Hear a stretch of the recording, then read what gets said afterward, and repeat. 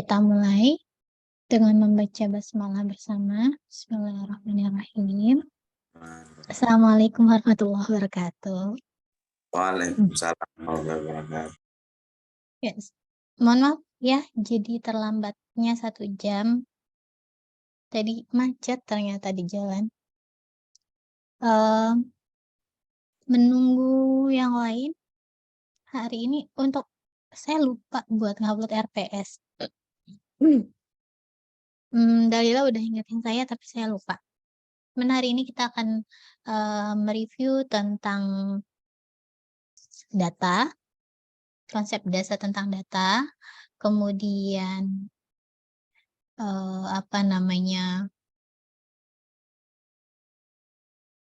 kok saya lupa, bentar. Ada tentang pengolahan data. Nanti kita akan belajar untuk mengentry data. Mengentry data kayaknya sudah bisa semua ya. Kemudian kita mentransformasi data, memberikan label pada SPSS, bagaimana cara mengkategorikan, pakai Unicode, kemudian pakai compute, ya nanti insya Allah hari ini selesai, mudah-mudahan ya. Datasetnya udah saya kasih belum ya? Kayaknya belum ya. Oke, kameranya boleh nyala. Kita diskusi dulu, mengulang tentang materi manajemen data yang diajarkan di semester 4 atau 5 ya, sama Bu Harum atau Bu Nur. Nah, kalau bicara tentang data kemarin di sesi pertama udah membahas tentang data itu adalah bentuk jamak dari datum. Suara saya kedengaran jelas? Jelas, Miss. Oke. Nah, sekarang saya mau tanya dulu terkait dengan konsep data sendiri. Karena nanti sangat bermanfaat saat kamu membuat definisi operasional dalam skripsi, ya. Nah, jenis data.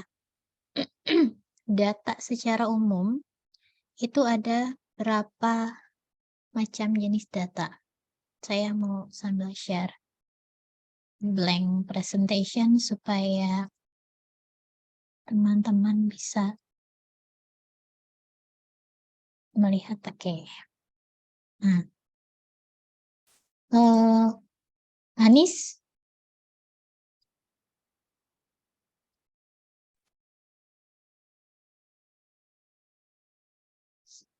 oke.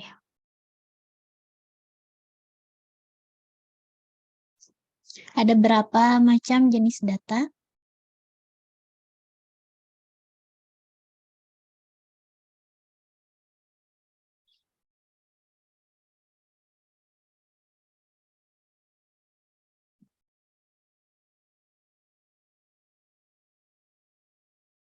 Dewi?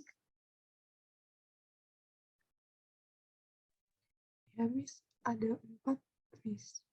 Apa saja? Data distrik, continue, data kuantitatif sama kualitatif. Distrik, continue, discrete, continue, gini ya, kuantitatif, kualitatif, gini ya. Iya, Miss. Oke.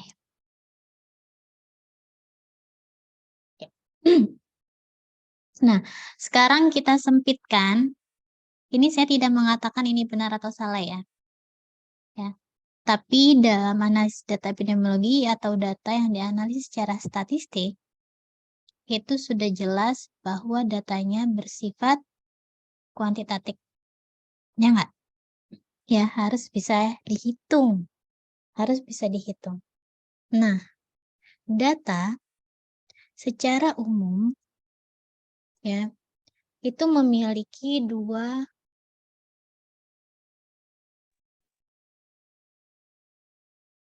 kategori atau 2 jenis. Nah, data numerik Itu istilah lainnya adalah continue. Seperti yang tadi Dewi sebutkan. Sedangkan data kategori adalah jenis data discrete. Ya. Oke. Di sini paham? Oke. Nah, sekarang kalau saya tanya lagi, untuk data yang numerik dengan numerik dulu deh. Untuk data yang numerik ada berapa macam? Hana. Berdasarkan skala pengukurannya.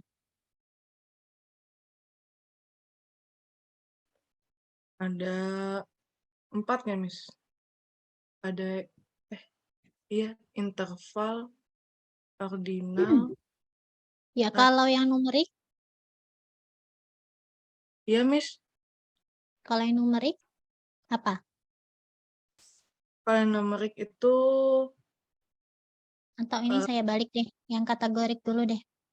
Kita balik posisinya supaya enak bahasnya ya.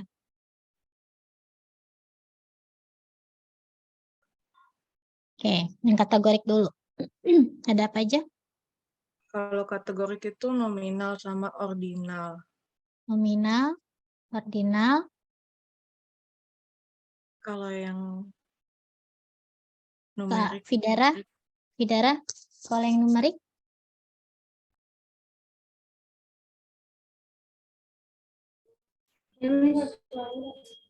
Kalau yang numerik?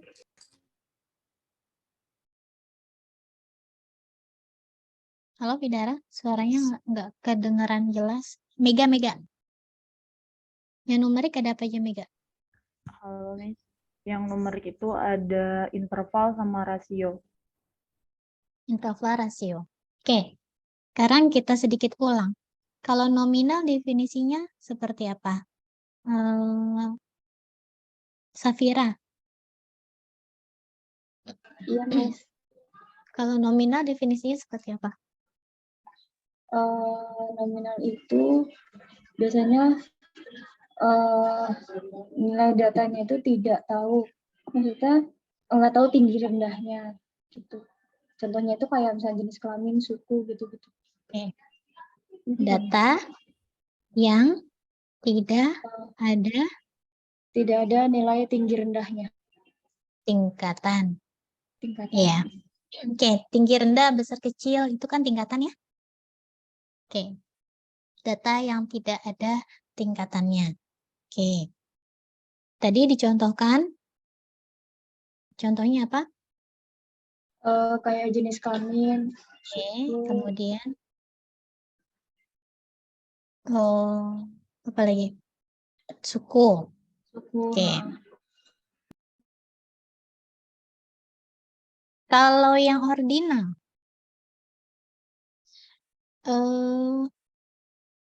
Mara.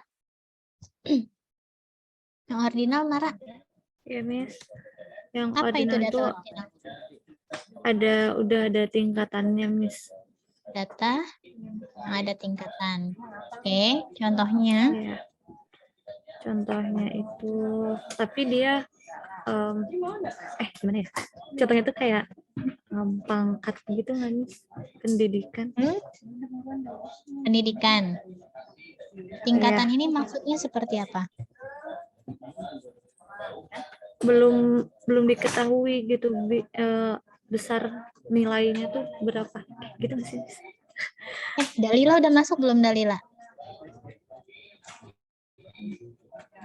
Udah, Dalila tadi udah masuk. Tadi sempat salah link, udah. salah link nih, maaf. Udah ya?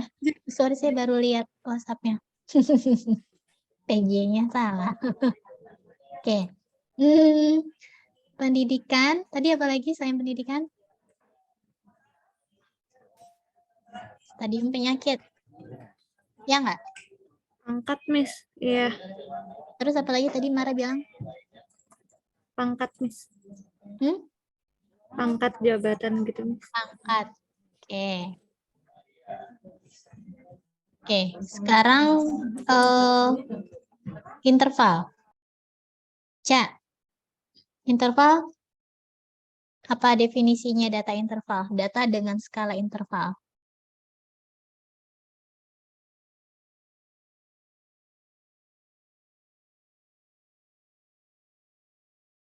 Halo, Anisha Aulia.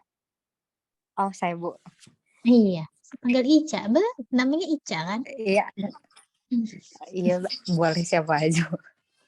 Interval itu diketahui tingkatannya, diketahui juga beda nilai, ada beda nilainya gitu.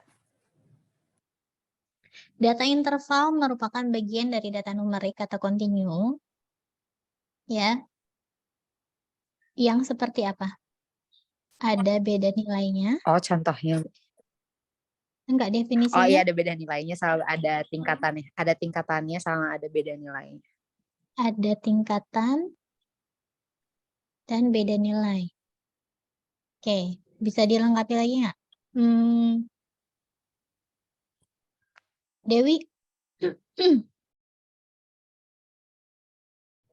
Tidak memiliki nol mutlak, bukan, Miss?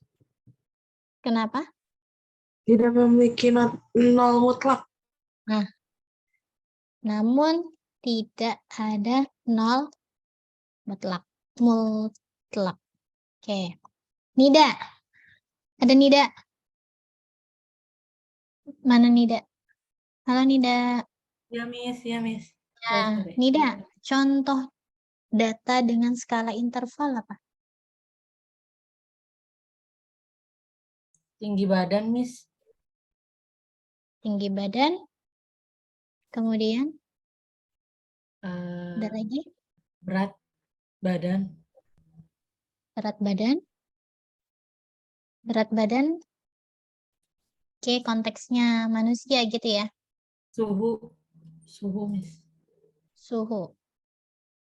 Lalu,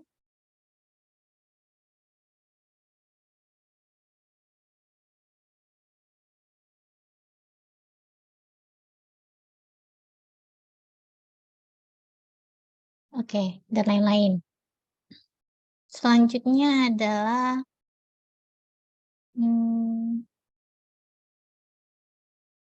Mala. Sri Malasari. Ada Mala.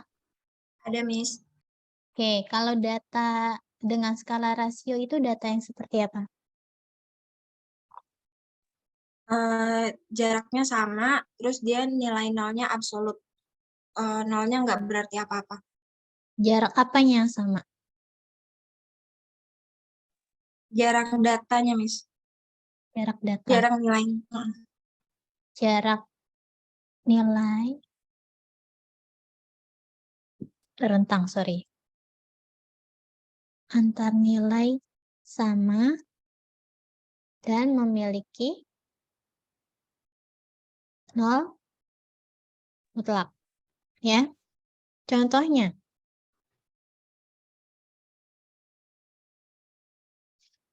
Saya mau tanya Dalila. Contohnya apa Dalila? Kalau berat badan nggak bisa ya, Miss? Berat badan sebenarnya gini. Kalau konteksnya adalah manusia, tidak ada manusia yang berat badannya 0 kg. Ya. Tapi kalau bicaranya berat secara umum, ya 0 kg itu mutlak. Itu ya. 0 kg itu mutlak.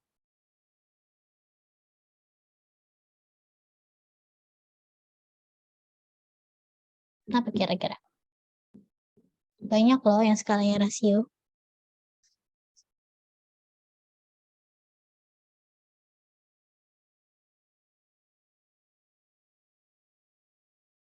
Kalau umur, Miss? Umur.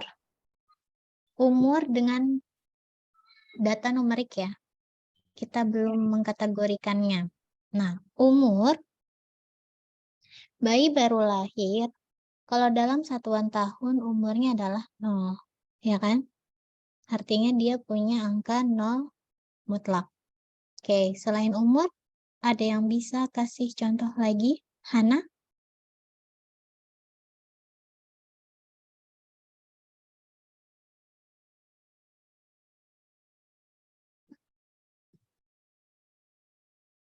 Hana? Belum kepikiran, Miss, apa ya? Maisi?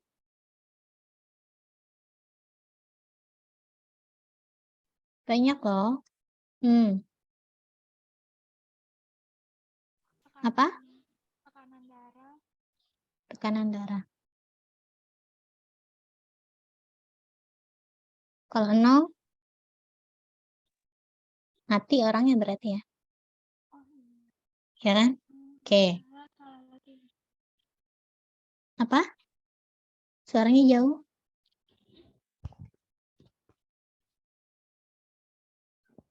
Sofyan. Apalagi Sofyan? Contoh data dengan skala rasio.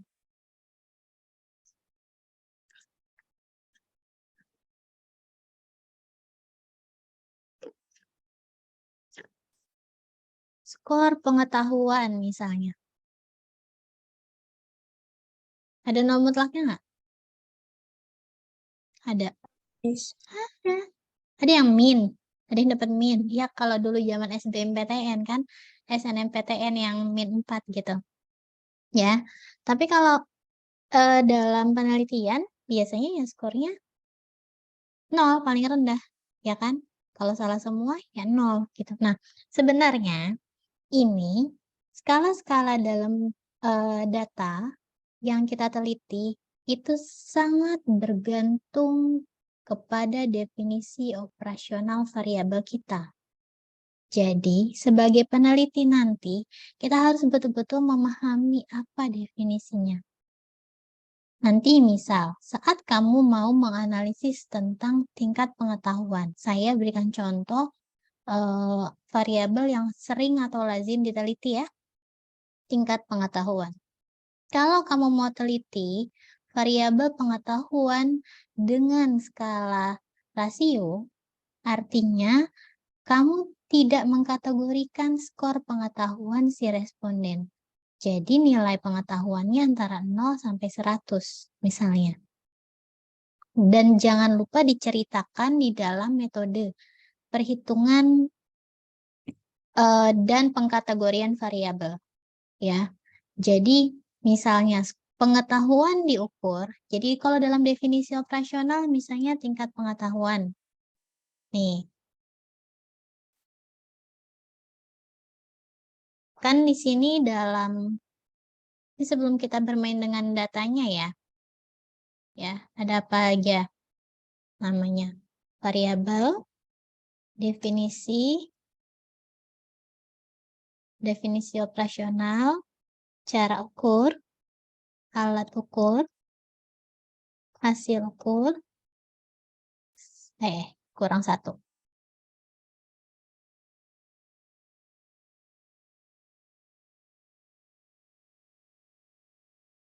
Caranya gimana? Wait, dulu. Tipe desain, kok nggak bisa diklik kanan insert? Nah, insert. Split. Kenapa nggak ada insert? Di layout, Gimana? Miss. Di bagian tab layout. Insert left. Oh, salah. Insert right. Oke, terima kasih. Hasil ukur dan skala ukur. Nah, nih, yang kalau bikin saya aja disertasi, bikin DO 1 bulan. Percaya nggak kamu? Berubah dan salah. Banyak salahnya gitu ya.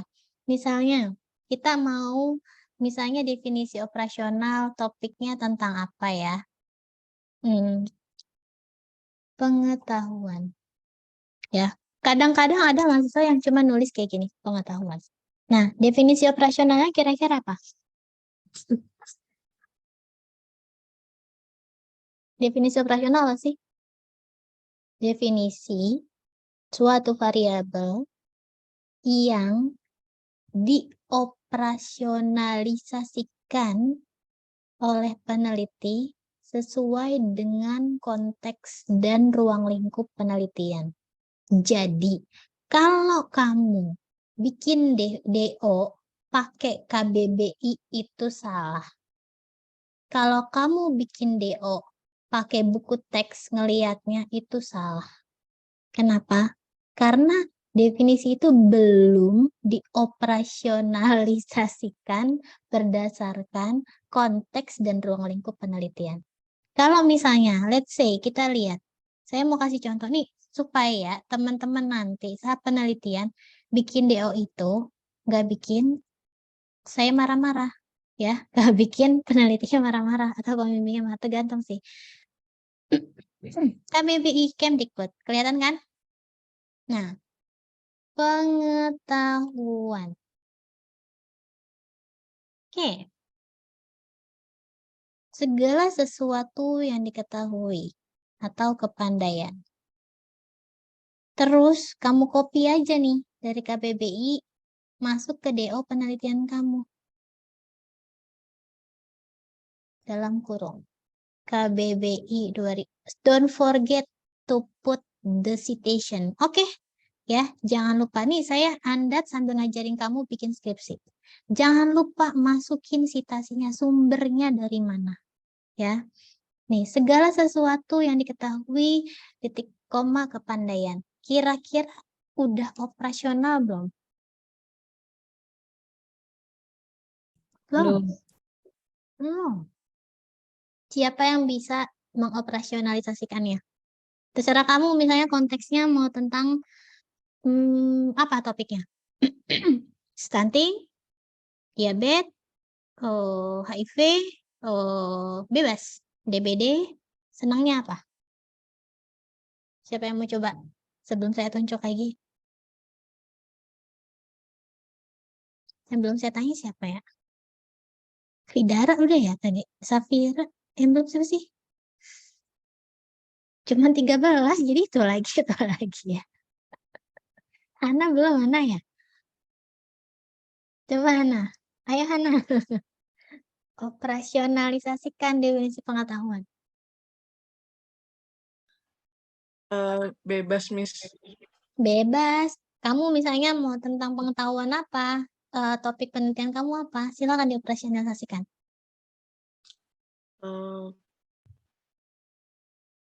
Pengetahuan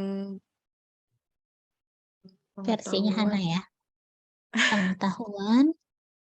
Pengetahuan responden terkait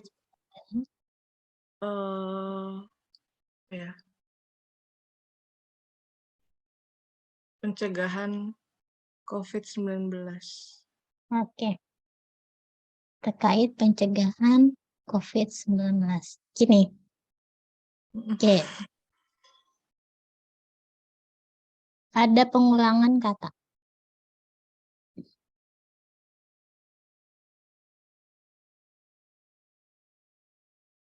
Terdefinisi nggak pengetahuannya? Nggak.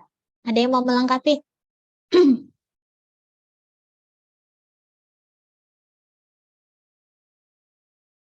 Ini sudah lumayan teroperasionalisasi berdasarkan konteks dan ruang lingkup penelitian ya. Walaupun masih agak umum, nanti kita pertajam lagi.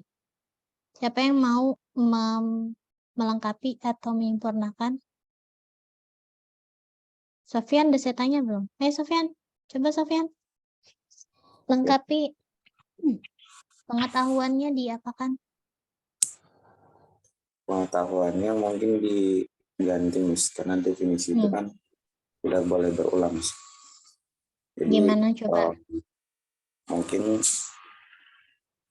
segala sesuatu atau sesuatu yang diketahui oleh responden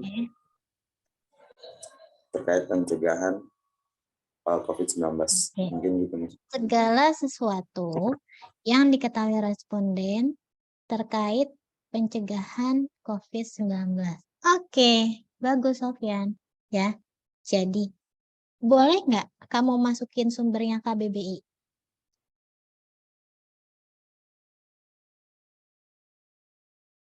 Boleh.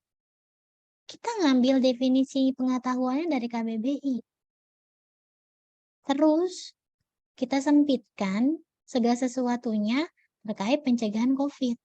Nah, kira-kira sumber mana yang kamu pakai untuk mencari informasi tentang pengetahuan terkait COVID. Misalnya, Kemkes. Sorry.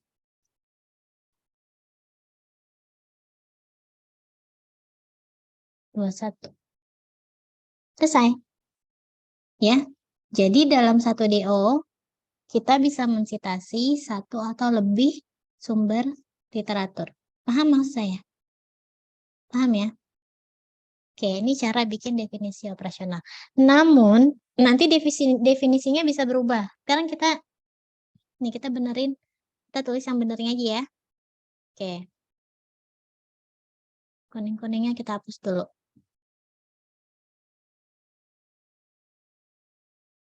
Nah, cara ukurnya.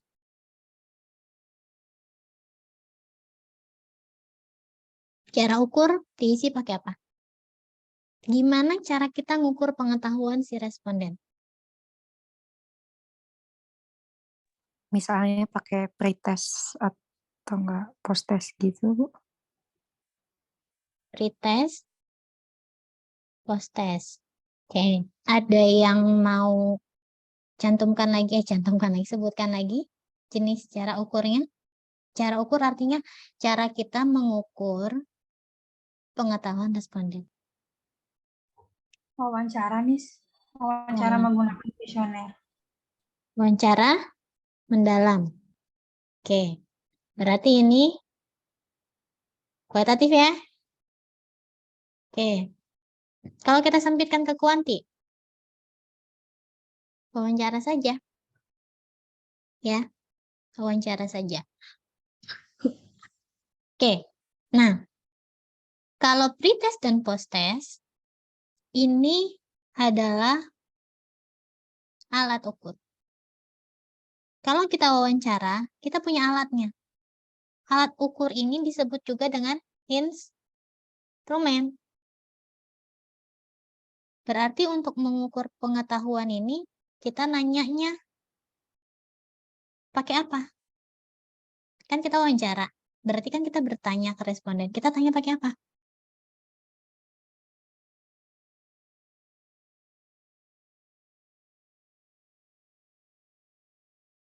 Kuesioner nih. Bener nggak? Iya. Kuesioner, pretest, dan bener nggak? Post-test. So, hasil ukurnya. Berarti ini kalau ada pretest post-test, kita pakai desainnya studi intervensi ya. Ya, desain studinya intervensi ya. Eksperimental. Kuasi. Kuasi eksperimental. Hasil ukurnya apa? Nah, hasil ukur itu bisa beragam. Kalau kamu masukkan 0 sampai dengan 100, oke, berarti kan ini skor. Ya. Skor pengetahuan 0 sampai 100. Maka, kalau 0 sampai 100, skala ukurnya apa? Dewi. Rasio, Miss. Rasio. Sip. Rasio. Jika kemudian kita kategorikan pengetahuan ini menjadi beberapa kategori, ya, ada 0 pengetahuan kurang, 1 pengetahuan cukup, 2 pengetahuan baik. Kurang itu dari 50, cukup itu 50 sampai 75 misalnya. Dan baik itu lebih dari 75. Nah, saat teman-teman mengkategorikan variabel pengetahuan, tolong cantumkan sumber.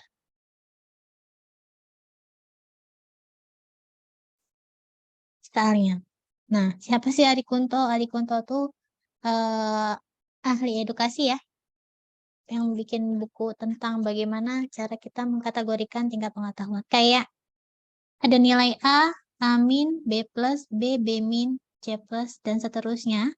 Itu kan harus ada sumbernya dari mana, ya. Rentang-rentang nilai itu. Nah, kalau kita kategorikan menjadi seperti ini, maka skalanya apa? Ordinal. Apa, Dewi? Ordinal. Ordinal. Oke.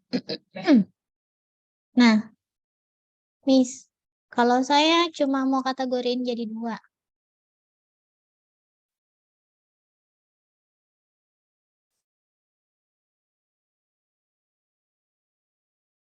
Kurang dari ini, misalnya. Ini banyak banget yang bikin kayak gini nih. Bener nggak? Kalau kamu lihat contoh-contoh skripsi orang. Kalau kategorinya seperti ini. Nominal nggak, Miss? Skalanya apa? Interval, Miss. Seru nih. Ada yang bilang interval? Tadi siapa namanya? Si Sofyan apa? Ordinal. Apa? Nominal. Nominal. Oke. Ada pendapat lain? Ordinal. Ordinal. Oke. Yang setuju interval, raise hand. Saya pengen tahu. Yang setuju interval, raise hand.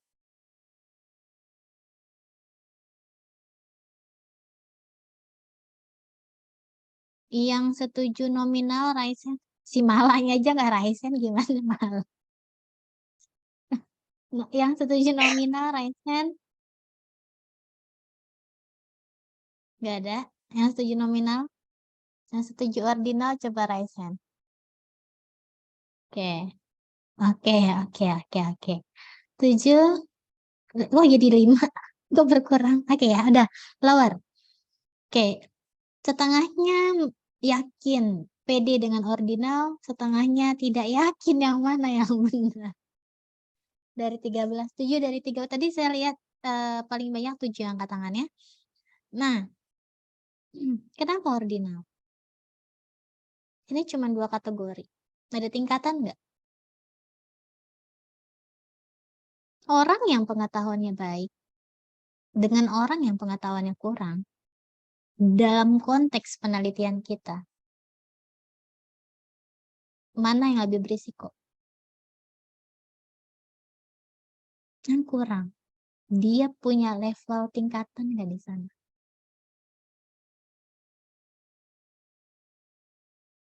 Ada nggak?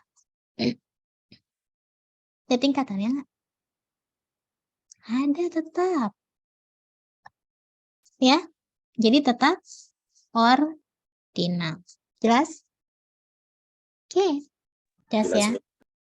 Jadi, skala pengukuran itu sangat bergantung kepada hasil ukur penelitian kita.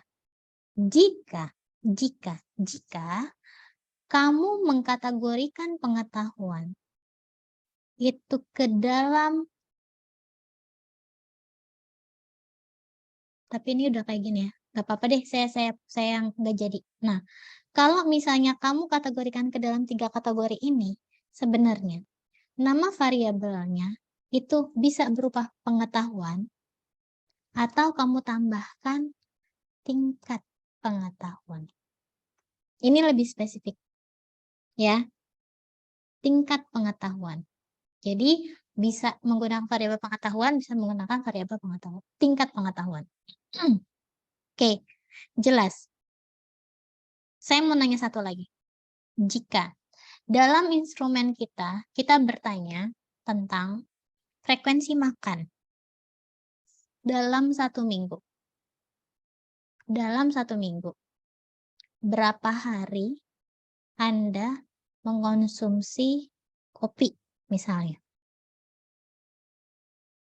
Jadi ada pertanyaan ya.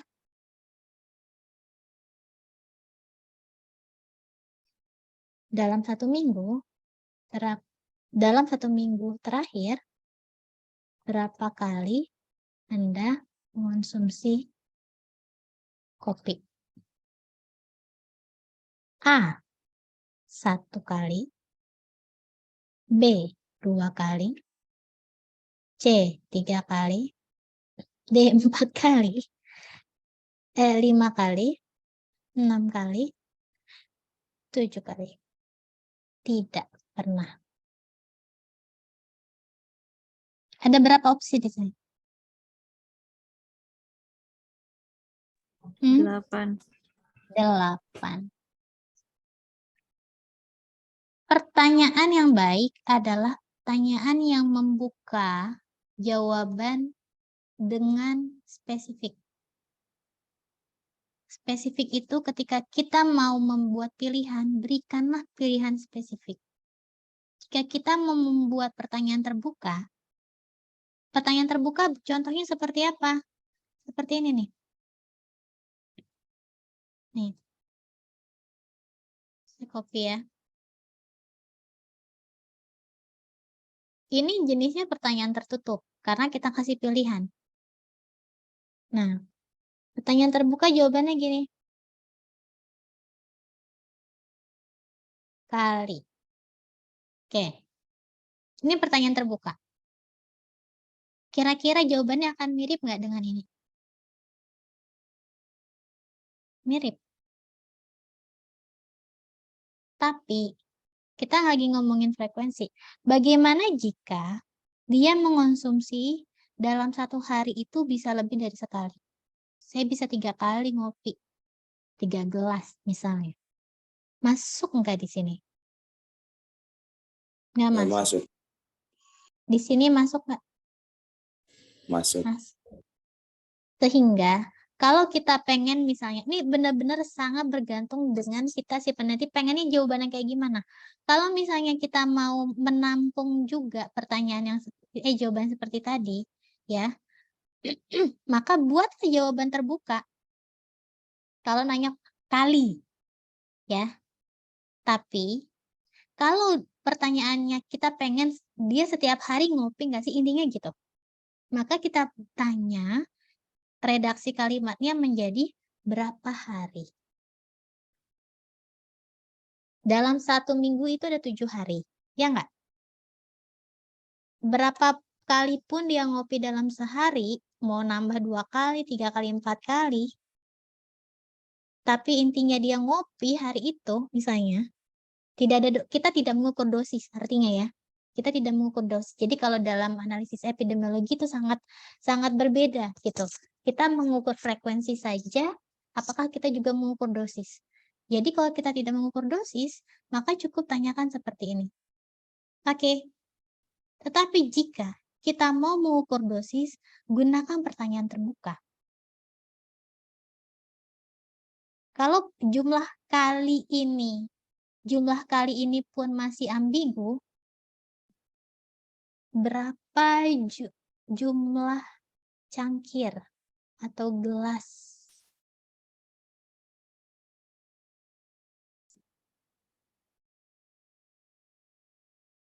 kopi yang Anda konsumsi? Ini pertanyaannya akan lebih spesifik, benar nggak? Jadi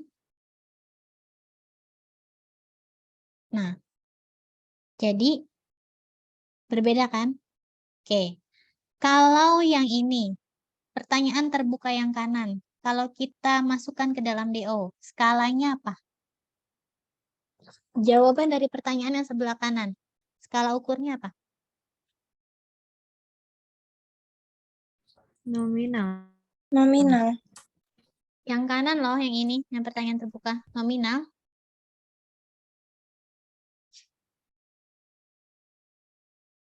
Vidara? Nida? Ordinal. Oke, saya ada yang ngomong nominal. Yang ini ya. Yang kanan ini ya. Ini kanan kamu juga kan? Ini sebelah sini kanan kan? Oke. Ada yang di kolom chat? Rasio, Maisi. Oke. Ada lagi? Ada lagi nih, satu lagi belum ada yang jawab. Interval ada belum ada. 3 ini ya. Oke, yang setuju nominal angkat tangan. Emang dikira gampang nentuin skala, pusing beneran deh. Oke, yang setuju nominal, Mala. Oke, Mala. Ada lagi yang sependapat dengan Mala? Mara. Oke, ada lagi? Mara dan Mala aja. Oke, yang ordinal, angkat tangan.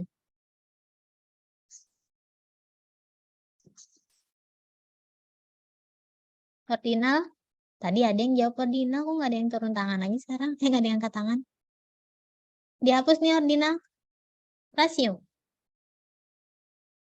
Oke, 5. 5, 6, 7, 6. Kenapa berkurangnya tadi kan? Nah, tadi berubah pikiran. Oke, 7. Oke, 7.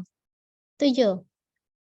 6 lagi. Oke, turun setengahnya dari terus sisanya 7 angkat tangan, 1 nominal. Sisanya apa jawabannya? Baru 8 yang jawab ya. Nah, skalanya adalah rasio. Kenapa? Ada yang bisa bantu jawab? Karena pasti ada yang nggak mengkonsumsi kopi, Miss. Jadi kan ada Berarti nilai dia 0. 0. Ya kan? Ya nggak?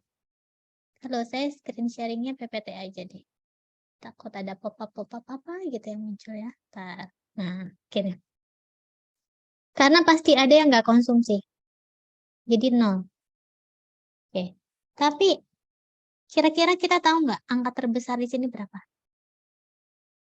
Nggak tahu. Bisa aja ada yang addicted banget gitu ya. Sampai sehari 5 gelas gitu. Ada mungkin. 5 kali 7, 35. Ya kan? Ada saja. Ya. Misal. Nah, ini rasio karena ada 0 mutlak. Kalau yang sebelah kiri, skalanya apa tuh kira-kira?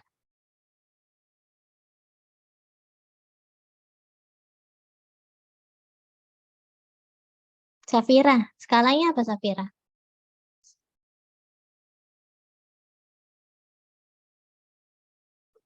Yang sebelah kiri, Miss. Yang kiri nih. Yang ini. Yang ini. Sama, Miss, rasio.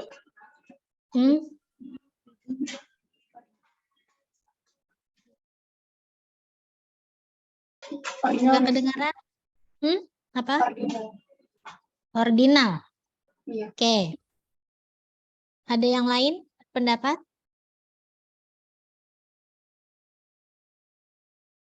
Anis? Pendapatnya Anis?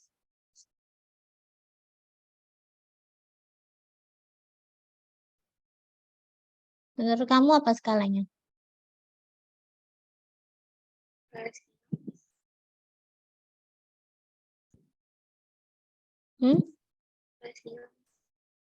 Maaf, saya nggak dengar, maaf. Suaranya. Rasio. Rasio. Ini ngomongnya pada pelan-pelan, pada takut salah ya. Terus, udah pede aja kita belajar loh ini. Ya, jadi nggak usah takut, lagi belajar. Mara. Mega. Mara udah belum sih tadi? Mega ada saya tanya. Rasio, Miss.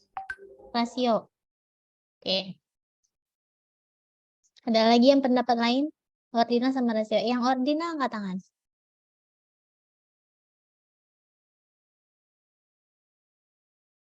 Nggak ada. Tadi ada yang jawab ordinal loh. Ordinal? Yang rasio angkat tangan. 3, 4, 5, 6, 7. Kenapa rasio? Oke, dari 7 itu saya mau tanya. Kenapa rasio? Dalila, kenapa rasio Dalila? Sama Miss kayak yang sebelah masih ada 0 mutlaknya. Bisa ada 0 mutlak. Oke, ada nomor lah. Yakin? Yakin. Yakin?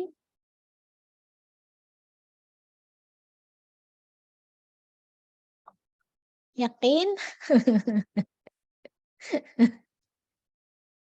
Skala ini adalah ordinal. Kenapa? Dalam SPSS nanti, ya, dalam SPSS nanti, yang muncul hanya ada dari tidak pernah, either itu nanti kita coding as 0 gitu ya, entah itu kita akan coding dia sebagai 0, dan maksimal adalah 7. Ya, maksimal adalah 7. Ini akan menjadi coding nanti. Tingkatan. Kenapa bukan rasio?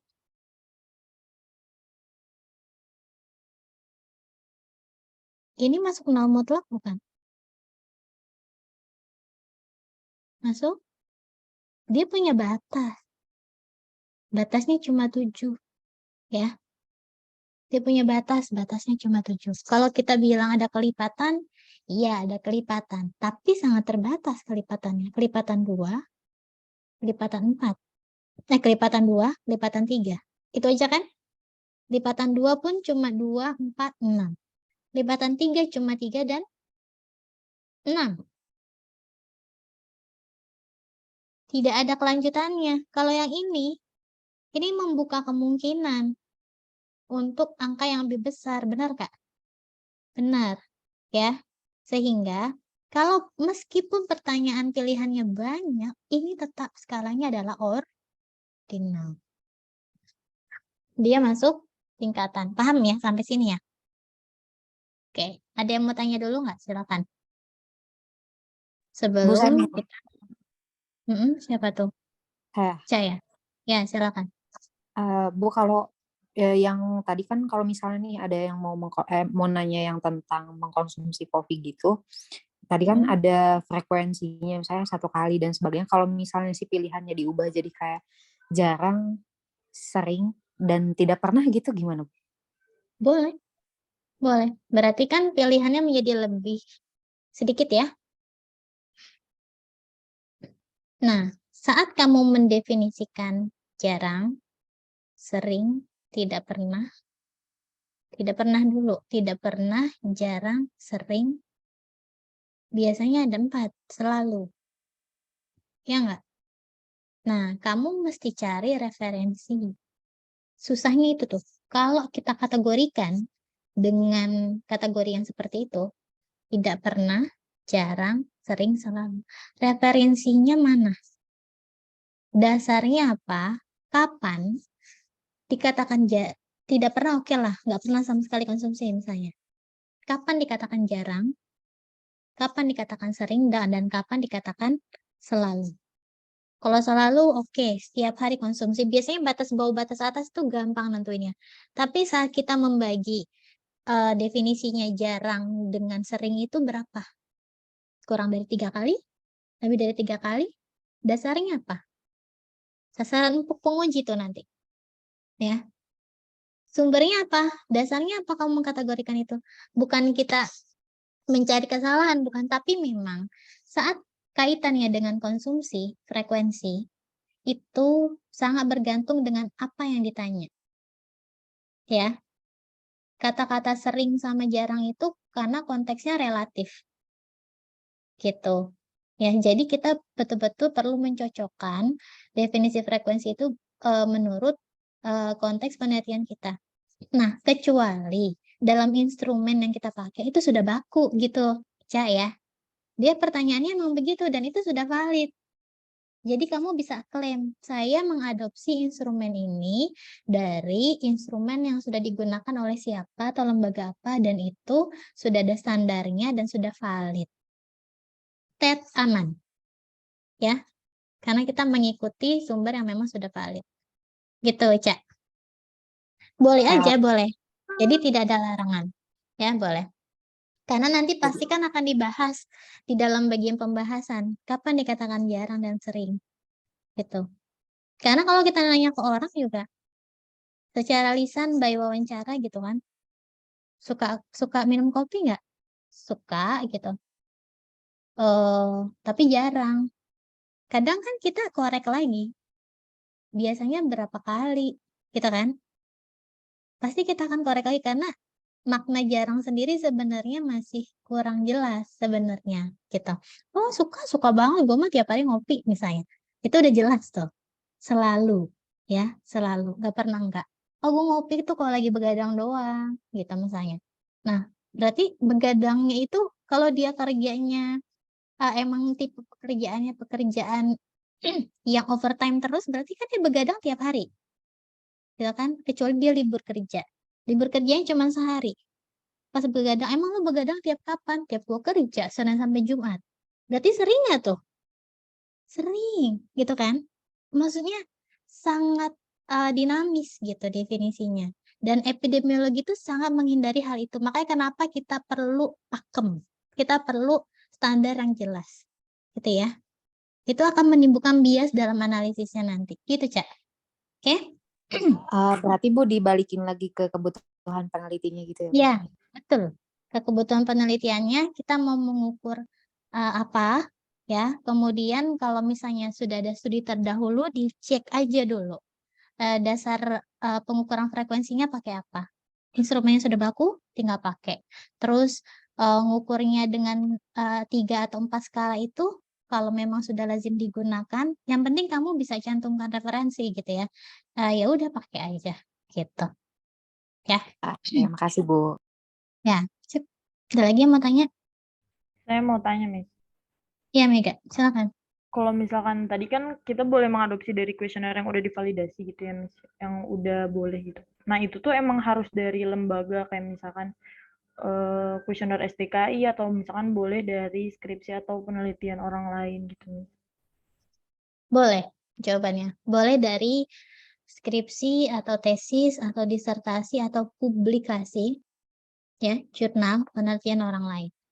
Yang selama di dalam dia mencantumkan instrumen itu, dia juga menjelaskan dengan eksplisit bahwa instrumen yang digunakan sudah melalui tahapan uji validitas dan reliabilitas.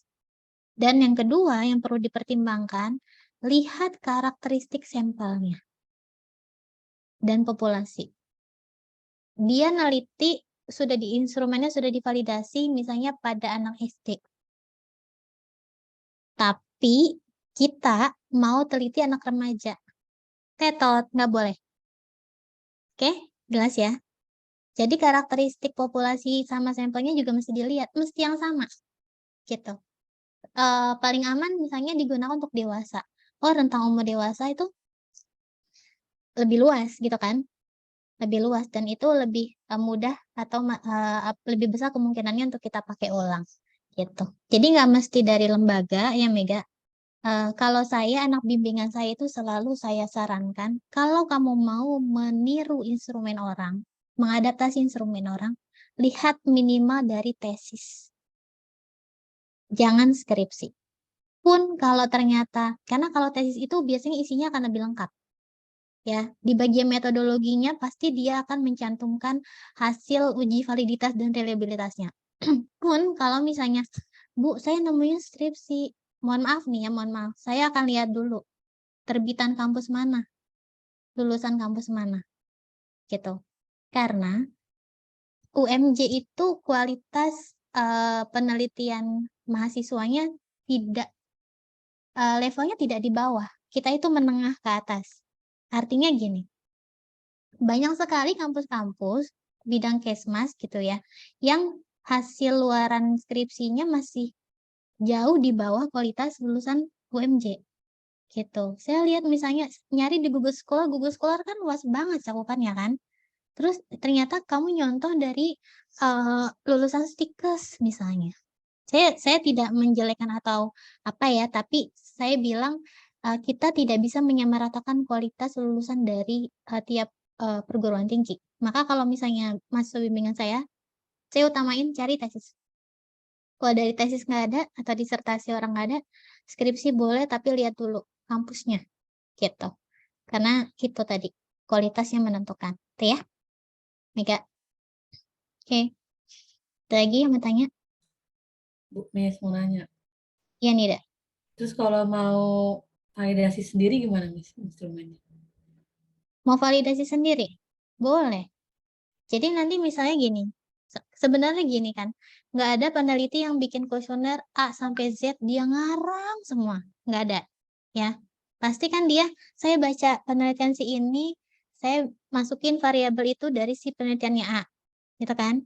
Terus saya baca penelitiannya B, saya mau ngambil variabelnya dia, saya masukin penelitiannya B. Jadi itu satu instrumen yang kita bikin, itu caplok-caplokan dari banyak sumber gitu.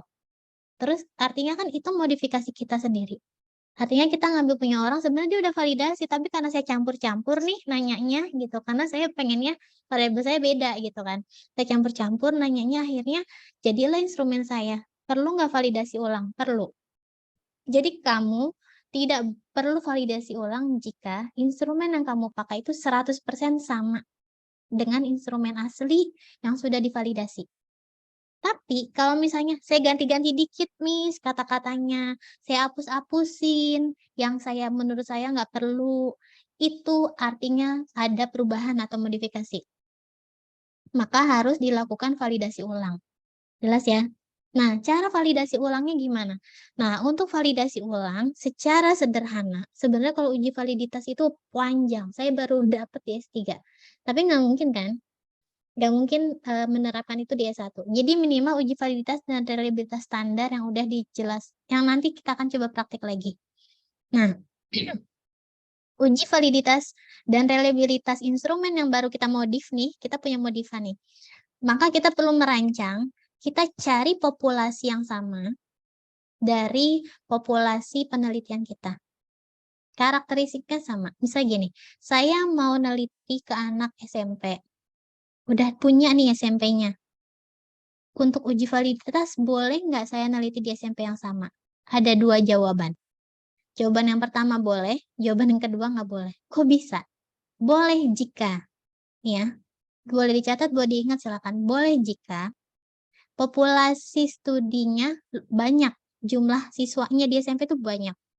Jadi kamu punya kelonggaran untuk memilih sampel. Intinya masih ada sisanya buat memilih sampel saya, gitu. Oh, populasinya ada 1000 siswa, SMP-nya besar. Nah, dari 1000 itu kan nggak mungkin kamu jadi sampel semua kan? Nah, kamu bisa ambil 20 orang dari anak SMP itu buat jadi sampel uji validitas instrumen dulu.